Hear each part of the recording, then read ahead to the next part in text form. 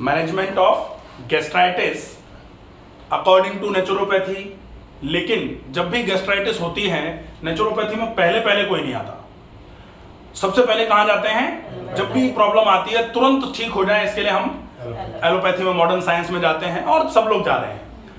वहां चल क्या रहा है गैस्ट्राइटिस को लेकर के और किस तरीके से ट्रीटमेंट की प्लानिंग हो रही है और हो भी जाती है। बहुत सारे केसेस में ऐसा होता है कि गैस्ट्राइटिस को लेके गए थे और 15-20 दिन में ठीक हो गए।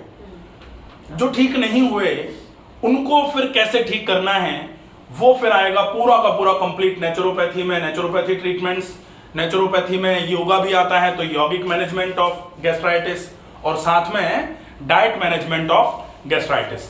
उसके पहले हम देखेंगे कि अगर किसी को क्रॉनिक गैस्ट्राइटिस भी हो गई है तो सामान्य तौर पे वो लेता हुआ क्या आता है अपने पास। जैसे बहुत सारे गैस्ट्राइटिस के पेशेंट आते हैं, गैस्ट्राइटिस को अगर मान लो अपने को मैनेज करना है या मैनेज करने के लिए क्या क्या प्लान चलते हुए वो लेकर के आ रहे हैं। सबसे पहले जैसे ही जाके एक पीपीआई देते हैं, प्रोटॉन पंप इनहिबिटर, सवेरे सवेरे खाली पेट जो दी जाती है ना, ओमेप्रोजोल, रबेप्रोजोल, पेंटाप्रोजोल, लेंजोप्रोजोल, बहुत सारे होते हैं ये, ठीक है, तो ये दे देते हैं। इसके साथ में कभी कभी क्या आता है, या तो डी का कॉम्बिनेशन आता है या एल का कॉम्बिनेशन आता है, इधर डोमपेरिडोम और लिवोसल्प्राइड, ठीक है।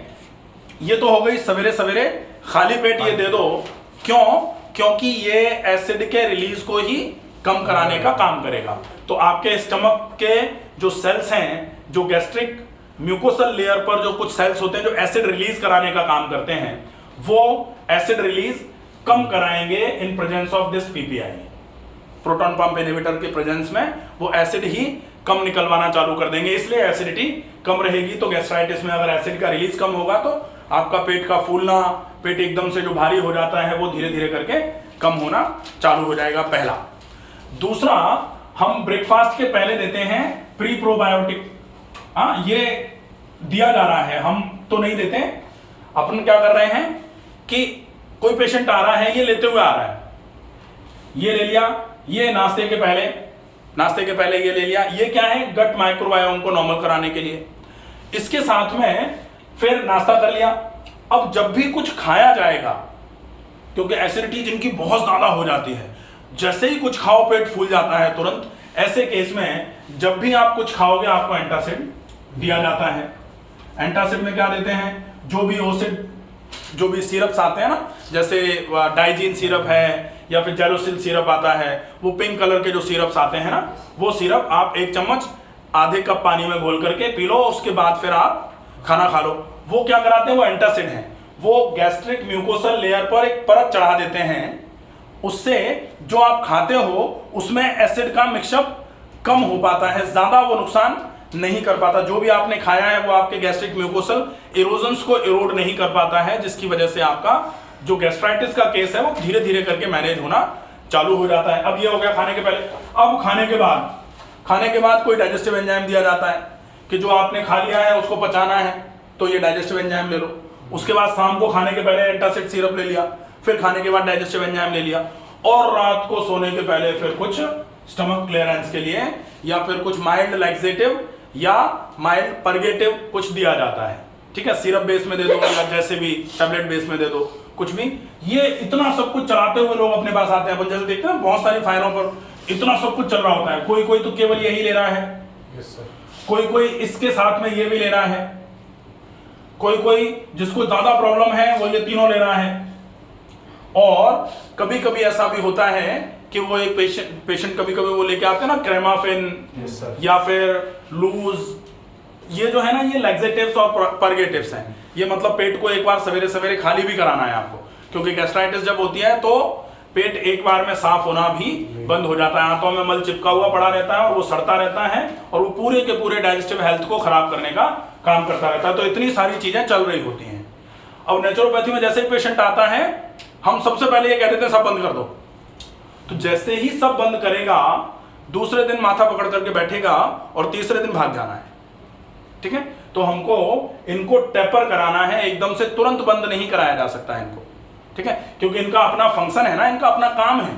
और ये काम जब तक चल रहा था ठीक चल रहा था, कुछ आराम भी हो रहा है, लेकिन उस कुछ आराम को इनके बिना प्लस ज्यादा आराम में लेके जाना है पेशेंट को, ना कि इनको बंद करा के पेशेंट को परेशान करना है, ठीक है।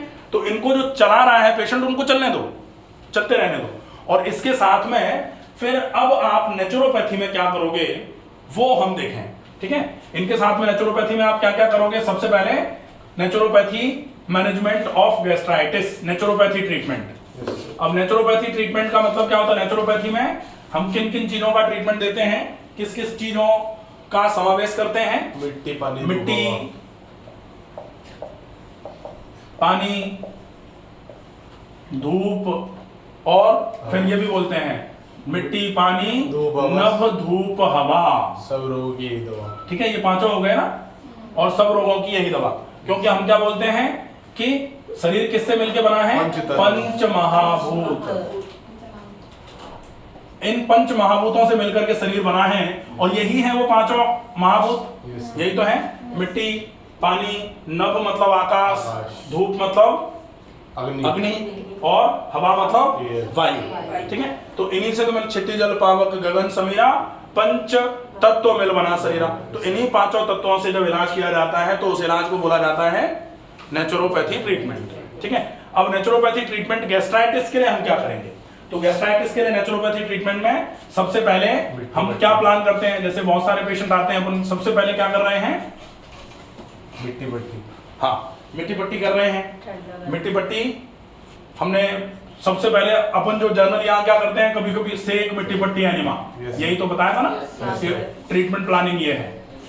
लेकिन अगर किसी को सीवियर गैस्ट्राइटिस है, सीवियर एसिडिटी की प्रॉब्लम है, और वजन भी धीरे धीरे करके कम होता जा रहा है, माथे में हमेशा भारीपन और आंखों में हमेशा जलन बनी रहती है, तो आप बेशक इस सेक को भी हटा दो, यस सर, ठीक है। सेक की जरूरत नहीं है। बहुत सारे लोगों को, जैसे आज भी कोई मेरे पास आया था कि बाकी सब कुछ बढ़िया चल रहा था, लेकिन गर्म पाद स्नान लिया, उसकी गर्मी से ही सिर में दर्द हो गया।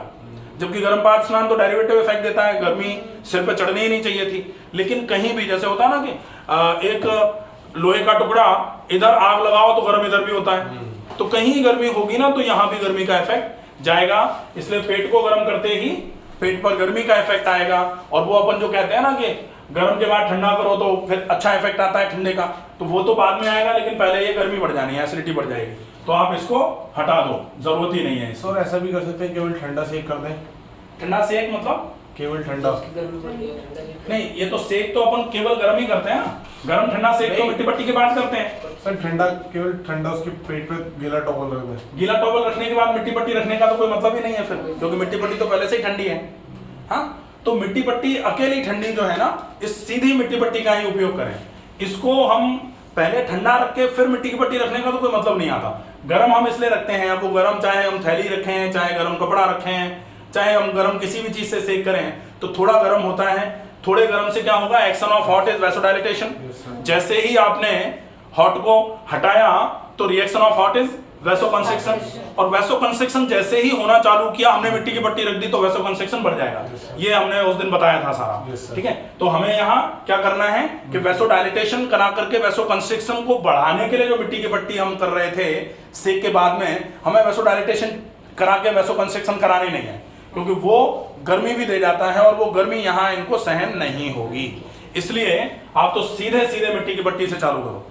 अगर गैस्ट्राइटिस के पेशेंट को दिन में 2 या ज्यादा प्रॉब्लम है पेट में, 3 बार मिट्टी पट्टी करा दो आप, बेस्ट ट्रीटमेंट है। इसके अलावा आपको और कुछ कराने की भी जरूरत नहीं पड़ेगी। आप केवल पेट पे मिट्टी की पट्टी करा दो, मिट्टी की पट्टी करा के एनिमा करा दो, और एनिमा करा के ठंडे कटी स्नान में बिठा दो। ये 3 ट्रीटमेंट अगर हो सकते हैं तो आप ये 3 ट्रीटमेंट, और ये तीनों ट्रीटमेंट घर पे भी होने वाले हैं। मिट्टी पट्टी घर पे की जा सकती है। मान लो मिट्टी पट्टी नहीं हो पाती, जैसे बहुत सारे लोग मल्टी स्टोरी बिल्डिंग में रहते हैं, तो वहां मिट्टी पट्टी लाएंगे, कहाँ फेंकेंगे, क्या होगा, नहीं कर पा रहे, तो फिर जेली पैक्स आते हैं, उनको फ्रिज में डालो 1 घंटे पहले, वो बिल्कुल ठंडे हो जाते हैं, फ्रीजर में डालो और उसको फिर पेट पे रख लो, ठीक है। जेली पैक्स जो आते हैं ना, मिट्टी पट्टी की जगह उसका यूज किया जा सकता है। मिट्टी पट्टी के जितना तो इफेक्ट नहीं दे पाएंगे वो। जैसे पहले अपना मिट्टी पट्टी का एक वीडियो पड़ा हुआ है, बहुत सारे प्रश्न उस पर आते रहते हैं कि अगर मिट्टी पट्टी की जगह और कुछ कर सकते हैं क्या, वो वाला काम भी मिट्टी पट्टी जितना ही इफेक्ट देगा क्या, नहीं देगा। मिट्टी पट्टी जितना अच्छा इफेक्ट देती है उतना रेगुलर और रिदमिक कूलिंग का इफेक्ट तो और कोई चीज दे ही नहीं सकती, मिट्टी पट्टी ही दे सकती है। तो अगर हो सकता है मिट्टी की पट्टी हो जाए तो मिट्टी की पट्टी करिए, और अगर बाय चांस नहीं ही हो रहा है तो फिर कुछ नहीं से कुछ भला होता है, तो फिर आप जेली पैक रख लो या फिर ठंडे पानी में एक तौलिया को भिगो करके वो भी पेट पर रखा जा सकता है, तो वो चलेगा। इसको आप मिट्टी पट्टी रख रहे हो तो 30 मिनट रख लो, और जेली या तौलिया भी रख रहे हो तो भी आप 30 मिनट के आसपास ही रख लो। इसको रखने के बाद फिर आप एनिमा करा लो। एनिमा आप नीम के पानी का कराओ, लेकिन गर्म नहीं होना चाहिए पानी।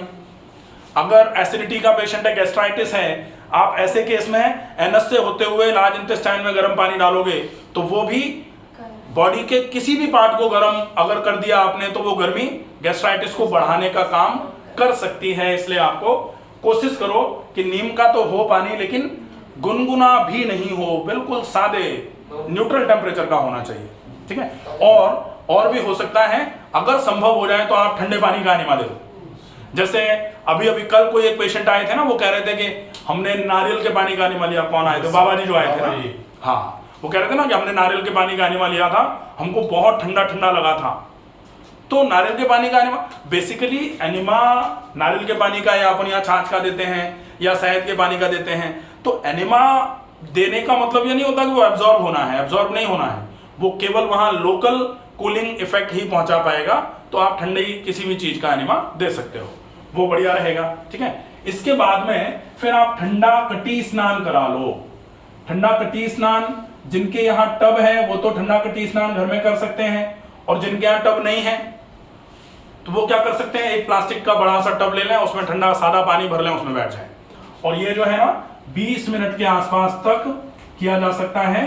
20 मिनट से लेकर के आप अगर 30 मिनट कर सकते हो तो भी अच्छा है, 40 मिनट कर सकते हो तो भी अच्छा माना जा सकता है। ट्रीटमेंट है ये, इनका टाइम ड्यूरेशन जैसे 10 दिन हो गया तो बढ़ा भी सकता है वो तो जब तक इन सिम्टम्स में आराम नहीं मिले तब तक कर सकता है, कोई इशू नहीं। रेगुलर लंबे समय तक चले, कोई दिक्कत नहीं है। ट्रीटमेंट का अपना टाइम, अगर आराम मिलता जा रहा है, जैसे मान लो गैस्ट्राइटिस के केस में जितने भी सिम्टम्स थे 15 दिन ट्रीटमेंट कर लिया, अब वो सिम्टम्स 70% डाउन आ गए, तो 70% डाउन आ गए, 30% अभी भी बचे हुए हैं।